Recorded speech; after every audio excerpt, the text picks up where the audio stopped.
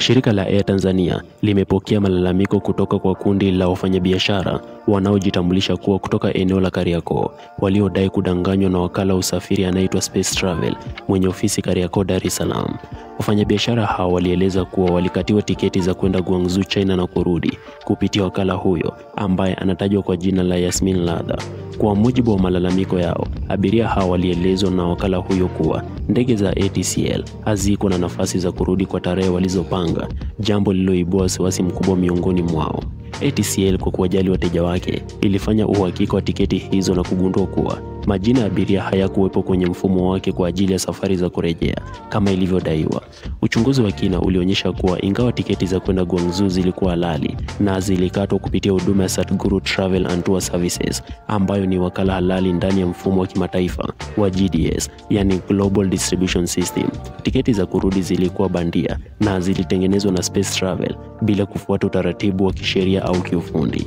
Katika hatua ya kuwapunguzia madhara abiria waliodanganywa, ATCL iliwasaidia abiria wote 32 walioathirika kununua tiketi halali za kurejea kwa gharama zao, na hatimaye wote waliweza kurejea nchini kwa tarehe walizochagua. Aidha, shirika hilo limedhibitisha kuendelea kutoa huduma kwa abiria wengine kupitia mwakilishi wake aliye Guangzhou, China.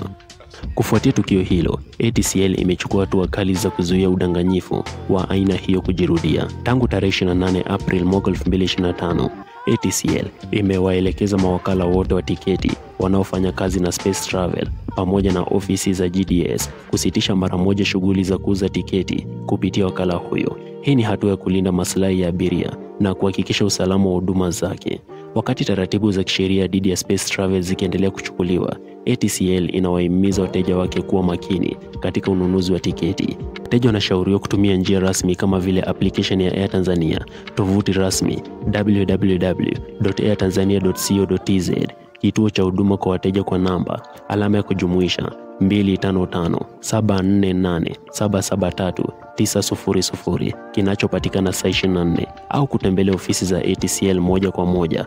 Kwa wanaonunua kupitia mawakala, ni muhimu kuhakikisha tiketi hizo zinatambulika katika mfumo rasmi wa ATCL.